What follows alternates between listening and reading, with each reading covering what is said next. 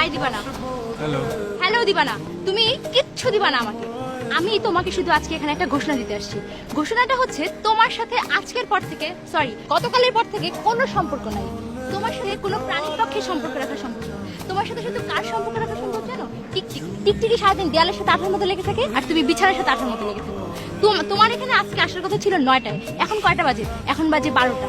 তুমি রেগুলার আমি এখানে স্ট্যাচুর মতো দাঁড়িয়ে থাকি, আমি এসে চুপ, একদম কথা বলবো না। আমি এখানে স্ট্যাচুর মতো দাঁড়িয়ে থাকি আর তুমি প্রতিদিন দেরি করে আসো। তোমার সাথে যখন আমার রিলেশন হচ্ছিল তখন আমার বন্ধুরা আমাকে বলছিল তুমি হচ্ছে একটা গুড ফর নাথিং ছেলে। বাট সরি, তুমি গুড ফর নাথিং না, তুমি হচ্ছে একটা টিকটিকি।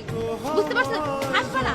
সরি টু সে, হাসলে তোমাকে গাধার মতো দেখায়। এতদিন বলি না, আজকে বলতেছি। আর এই যে তোমার সব গিফট, এর মধ্যে তোমার teddy bear, drawing book, eraser, drawing pencil, sharpener সবকিছু আছে।